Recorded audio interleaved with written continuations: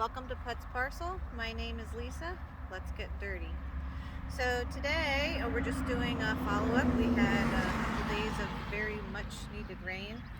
We've been through drought here in our late spring, early summer. We're about 5 inches behind on our rainfall. And of course the smoke from Canada has been wafting down. Monday and Tuesday we had a lot of rain. Yesterday I decided I needed to spend some time in the house and get some things done. So today we're just gonna go through the garden, see what needs to be taken care of following the rain. And I don't know where we're gonna wind up. So I thought I would start with the tomatoes.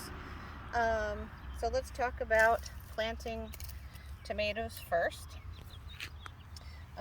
Tomatoes along the stems have lots of hairs. Those hairs can actually develop into roots. So when you plant your tomatoes, you want to plant them deeply.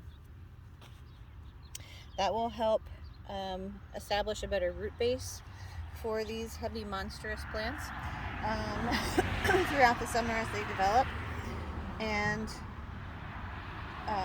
instead of just the little tiny root balls you have when you buy starter plants or start your own. I started all of my tomato plants from seed on my own. And I'm growing some slicers, some cherries, some plum-shaped, and I have more in my containers up against the house. I haven't had a whole lot of weed pressure so far this year. I told you before, I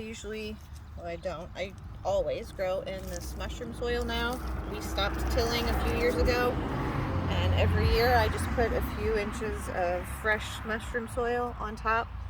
So the mushroom soil acts as a compost or a fertilizer. It also acts as a mulch. So now that we've had a couple of days of rain, I really haven't been out in the garden since Saturday or Sunday. I am seeing some weeds. I have this tool, I don't remember what it's called, but I really love it. It helps me get in, up and around the plants easy, to where there's some small weeds growing.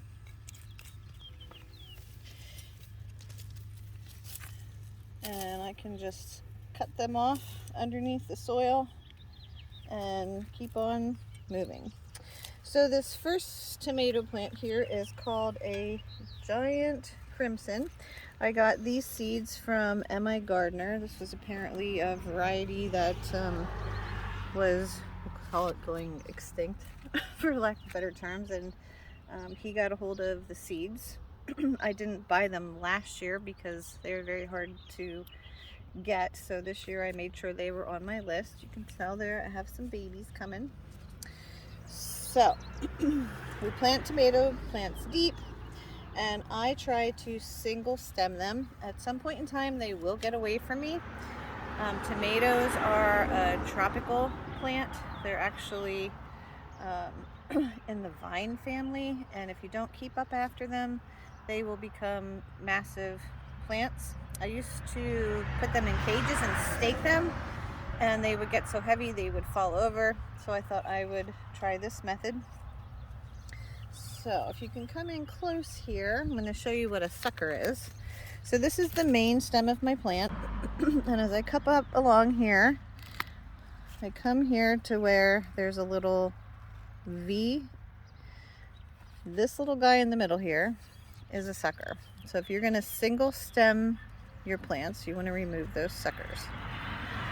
Single stemming is a matter of preference. Some people do it, some people don't. But what it does is allows you to plant your plants closer together.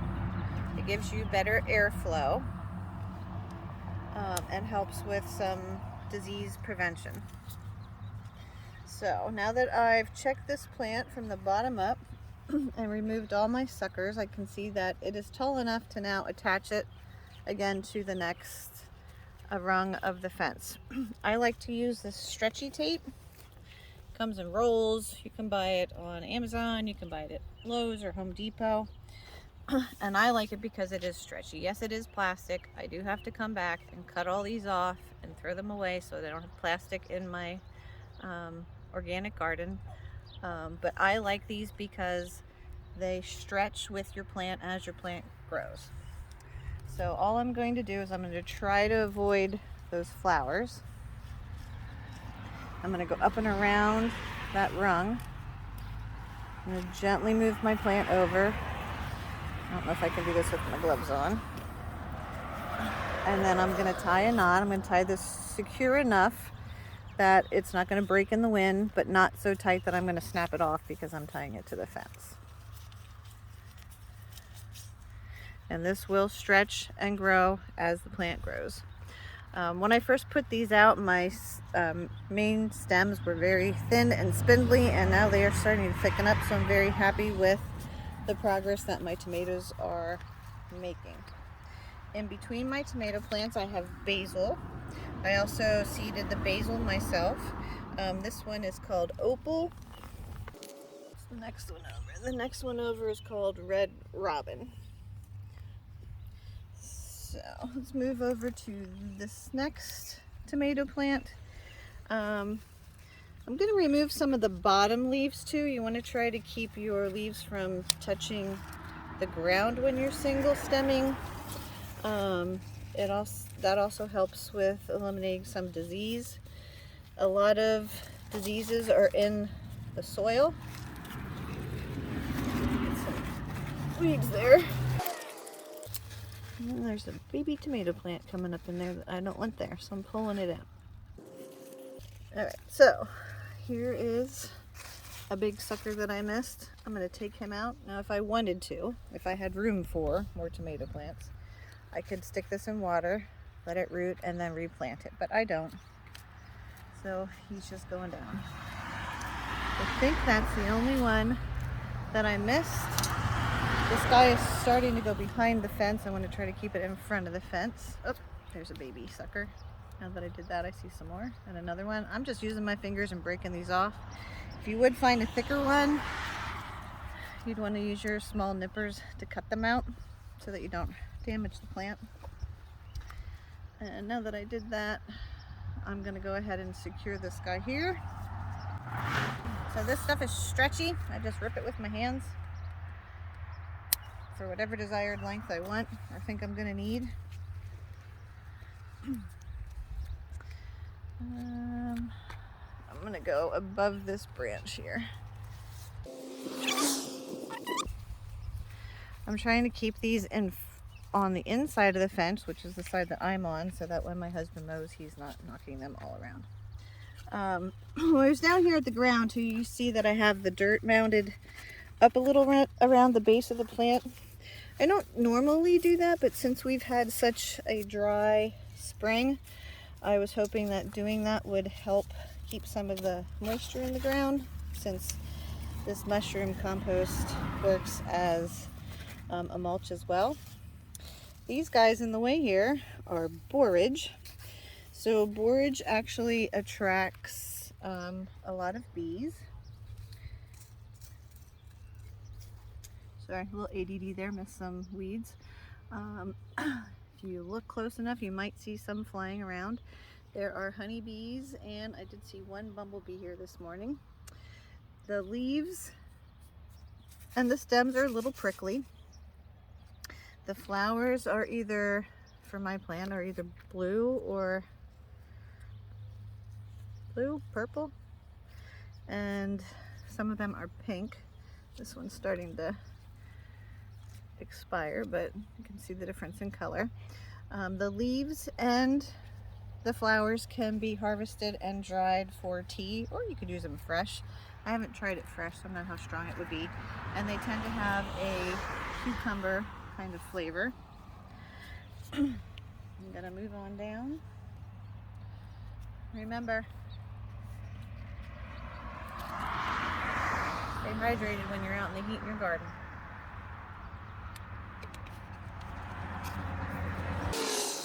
And since I'm getting old, I need a handy dandy knee pad.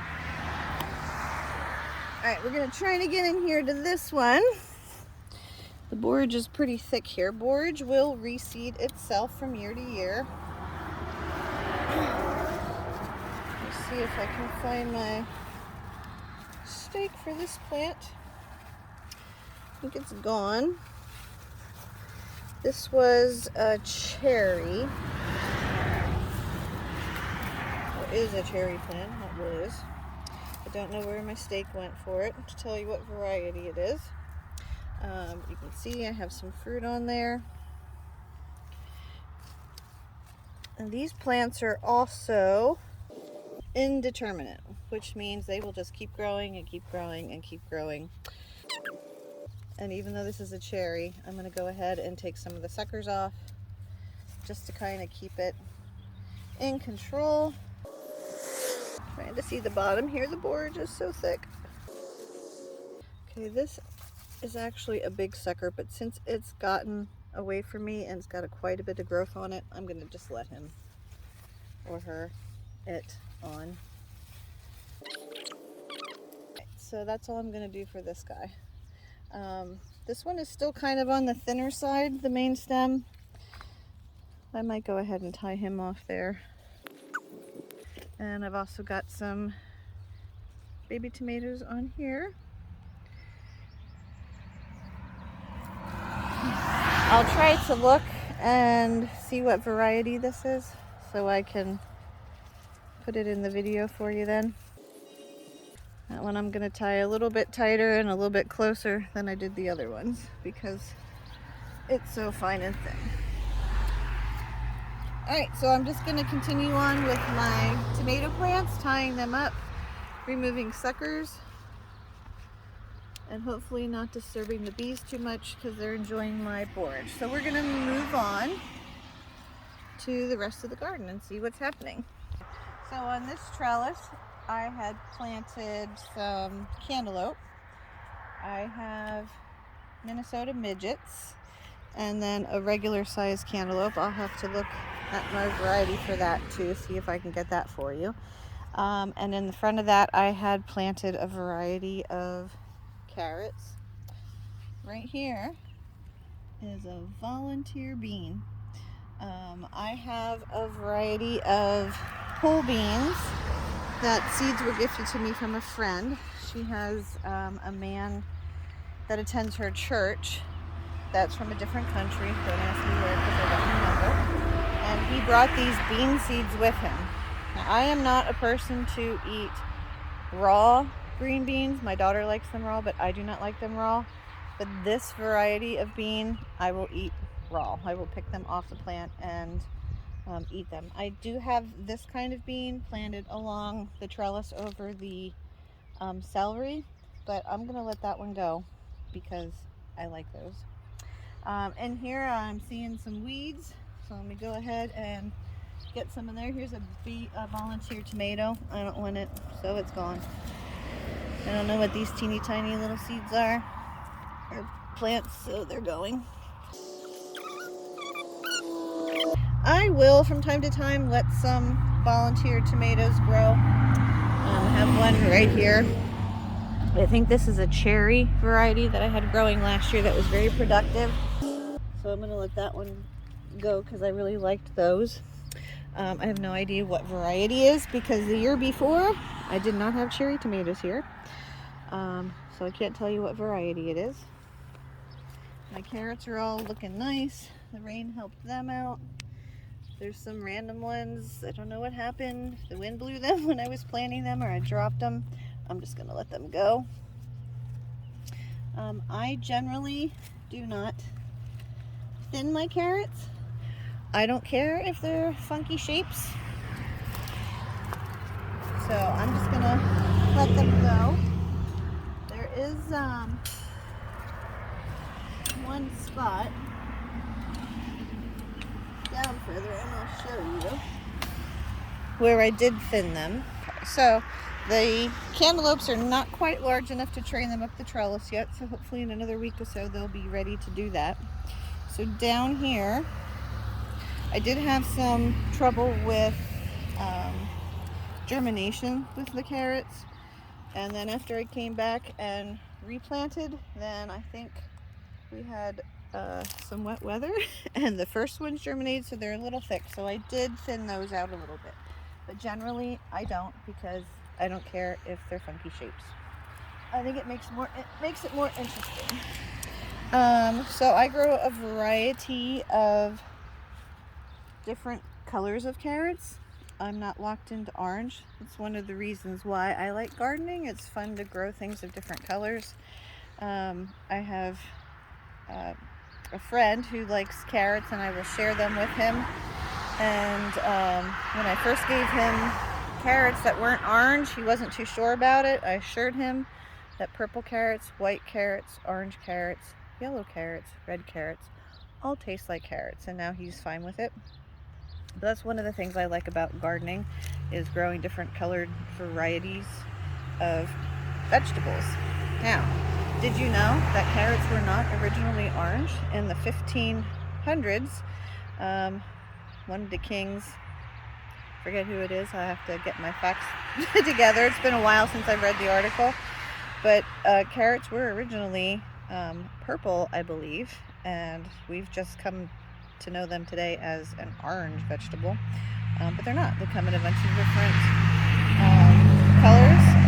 The only ones that I tend to not care for as much as other are the really dark purple ones. They tend to be a little bitter and taste like dirt to me, but I have grown them. I think the variety is called like Purple Nebula. So I don't have any of those planted in the garden this year.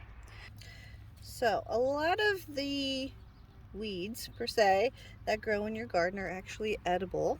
So this is called purslane. You can actually buy seeds to grow that.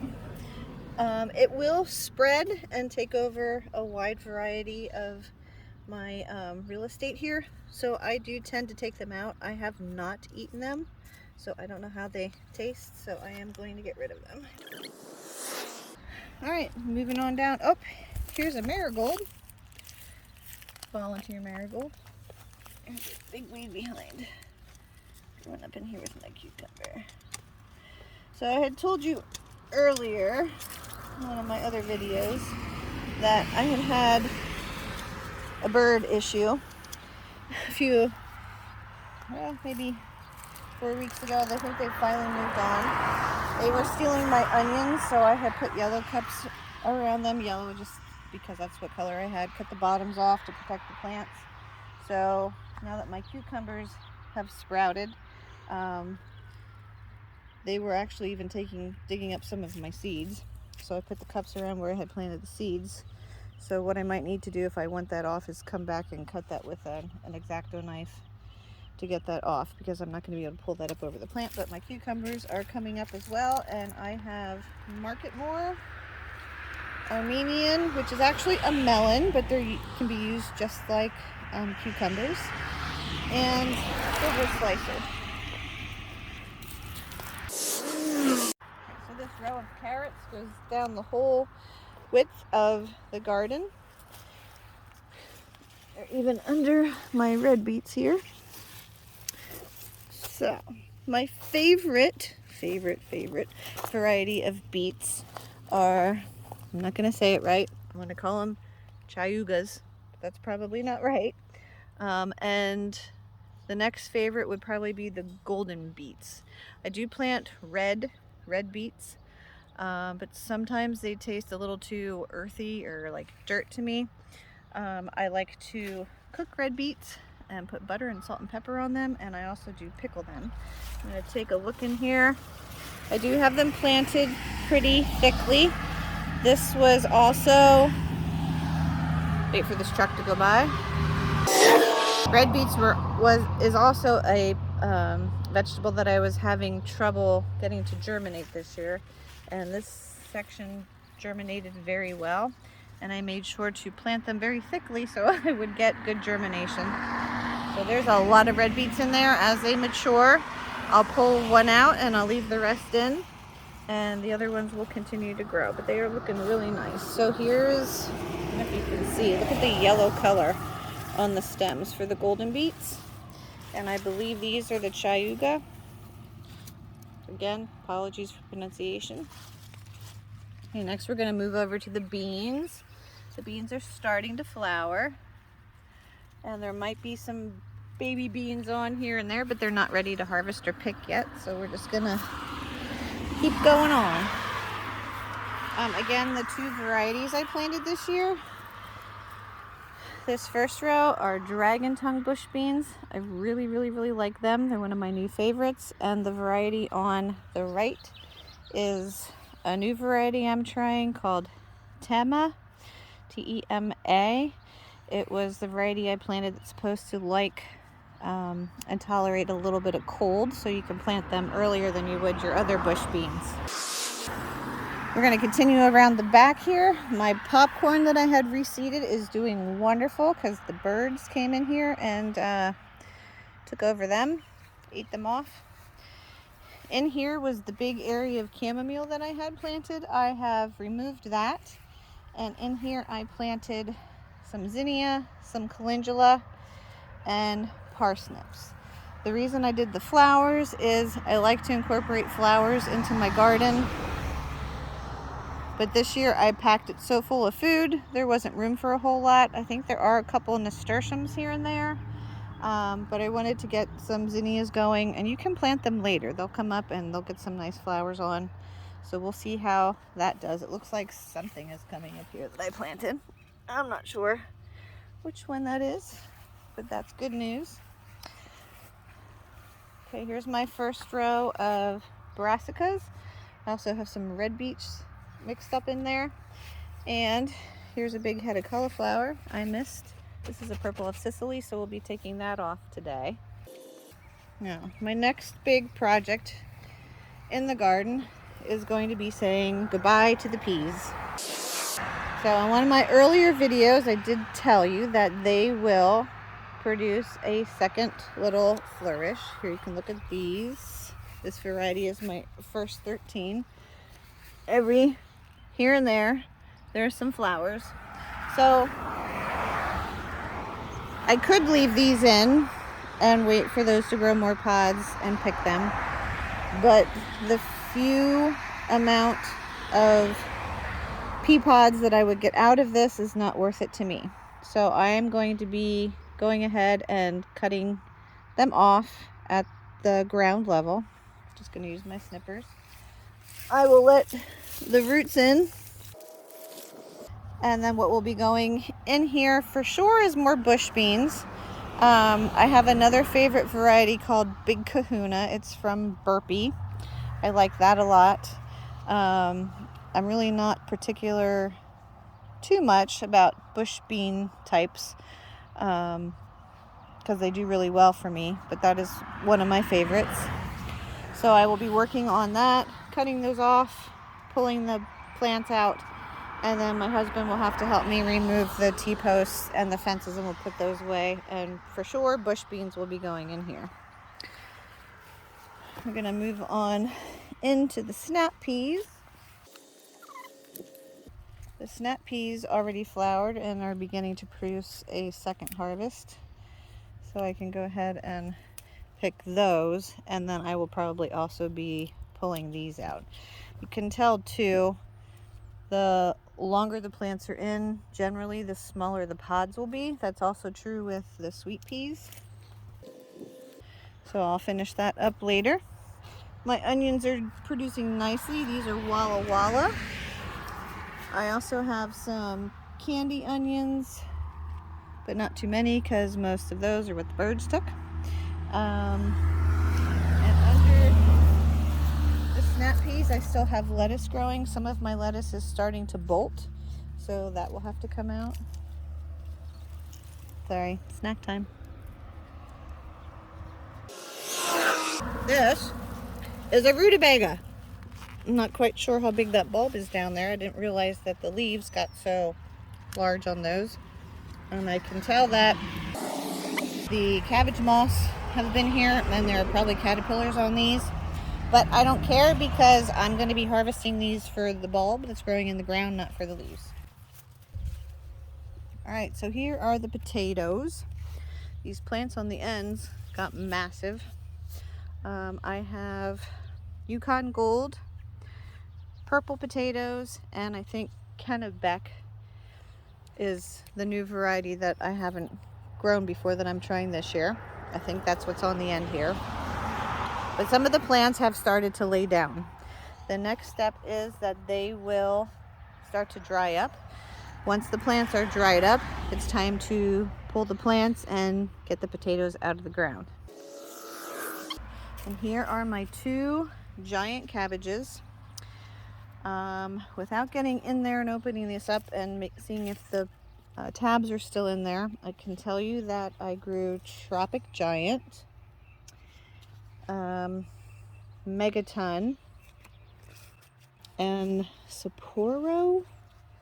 That might be on the under the other cloth, but these are starting to head up nicely. So that's how big the head is in there. It's hard to see through the netting. And the one over here is about the same size. So last year I grew the Tropic Giant and got a 19.5 pound cabbage, and that guy went to the fair. It was the first time I ever showed anything at the fair, so now I know better what to do this year. So let's move on. We're gonna turn around, back up here. And here we see a wild mother snacking on the garden.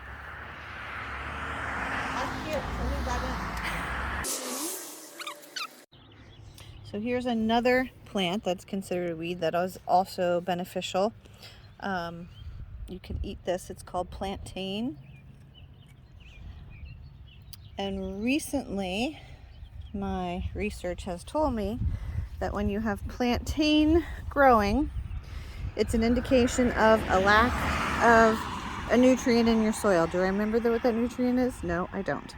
But I do know that along this end of the garden, when I plant my tomatoes, there's still a lot of clay in there. So maybe that has something to do with the plantain growing.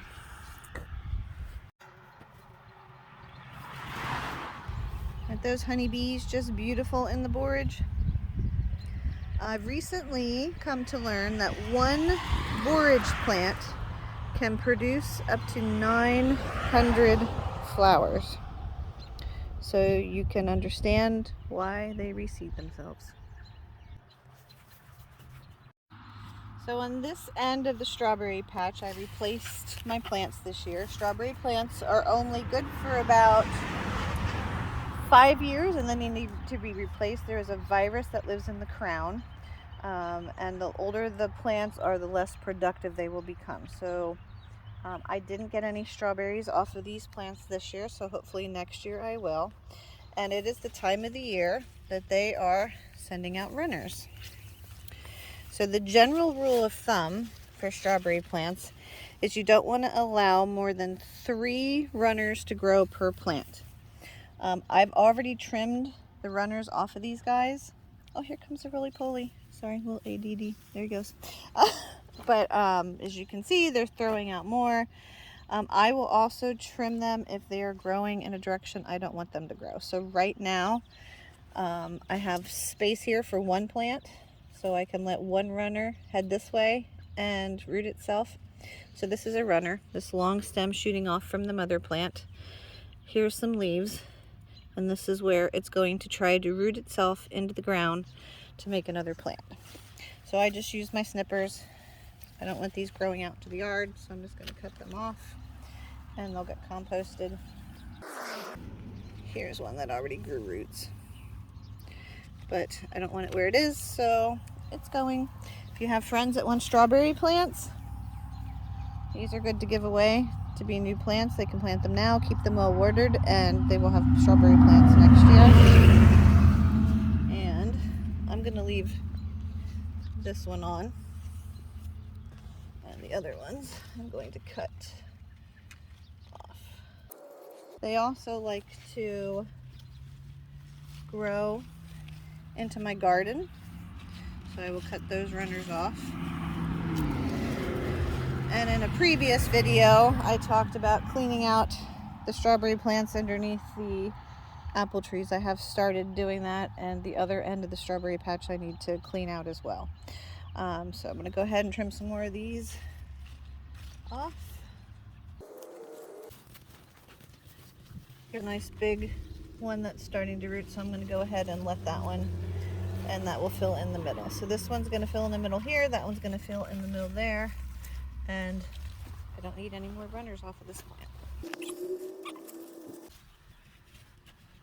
These are a new variety I haven't seen before. We'll go down here and we'll look at the tag again. I know I've shown it to you before. And I think I'm going to keep this spot here empty. I had tried to get a runner to grow in there, but it was dry before the rain we received earlier this week, so it died. But I think I'm going to leave that open because that's a good place for me to step to get over the fence and get into the garden. So I will continue working on cutting those runners off. And we're going to move on down. The tag for the variety, they're called Dippity Doo. Apparently they're the very large strawberries that you find in the grocery store around like Mother's Day for dipping in chocolate. So hopefully next year I will have some huge strawberries there. So in the front of the garden here, I have celery growing with the trellis over top. That there are pole beans at each end. And what I was hoping is the pole beans would grow up over the celery and provide shade in the hottest dog days of the summer. You can see they're poking out the fence here in the front. These are the bush beans, and there's some at the other end that I got to start training up the trellis. I have started harvesting some of the celery. As the stalks get wide enough to be usable, you can just start removing them from the outside in like you do with cut and come again lettuce. Behind that, I have my kilo Chinese cabbage growing. The one I think is getting big enough to harvest soon. Maybe they both are, because they are ginormous. Here's the bush beans coming up. I have pink celery and Utah tall celery in here. I think the pink celery is starting to bolt, so I might have to start pulling some of that out. That'll give me some more room. Oh, there's a ladybug. And that brings us back to the beans. Over here on this trellis, I have zucchini rampicanto growing. I think this is a plant that came up from last year. I'm hoping it's not something else. And down here on the bottom is the one I planted this year. My pepper plants growing. Remember, they're all sweet peppers. Some of them are starting to bush out. Some of them are a little taller. Some of them are hidden under the volunteer potato plants that came up from last year. I have Brussels sprouts and onions planted in here. These are volunteer sunflower plants, so I can't tell you what variety they are because I really don't know. Berries are done producing for the year, so as I have time, I will start cleaning them out. Yes, my garden is not perfect. There are weeds. The Nevada lettuce is starting to bolt, so I will have to start pulling that out. I will probably let a couple of plants in there to go to seed because all of this reseeded itself from last year. It's even in under the brassica. I've been harvesting blueberries. I still have a plant or two that haven't produced or aren't going to produce, but that's okay. Maybe next year they'll do better. And I'm thinking about replacing two of the plants at the other end that really haven't producing much at all for me. So next year I might have a different variety down there. Birds like blueberries. They will come along and they will even eat the berries before they are ripe. So I had a few of these tree and shrubbery bags that I've been using to keep them covered because I'm feeding my family. I'm not feeding the wildlife. Again, I'm just here to tell you what I do. You do you. So then my husband built this structure, we'll call it a cage type, and we did put bird netting all over it. So next year I probably won't have to put the bags on. We'll probably just put this structure up and put the bird netting on. So my sweet cherry bush got hit by a late frost last year, so it's just starting to come back. So this year I got 2 cherries and it looks like something got up in under here and started eating them. This is a gooseberry. I think the birds have been at this. There's a ripe one. They do have a lot of thorns. I wish someone would come up with a thornless gooseberry, because these are not pleasant to pick and weed and handle. They're very thorny. I did start covering some of my apples. I don't have them all covered. This is the Honey Crisp. Hopefully today my husband and I are going to work on supporting this so it doesn't break off. It's very heavy with the fruit, and this is the first year it has fruited, so I don't want to lose it. If supporting it doesn't address the problem, I might have to dig it up in fall and straighten it up and rebury it. My 2 columnar trees, they also have fruit on, and I covered that.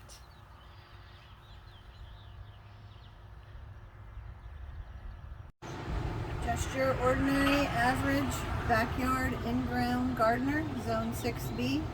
Thanks for joining me in Put's Parcel. Go get your hands dirty.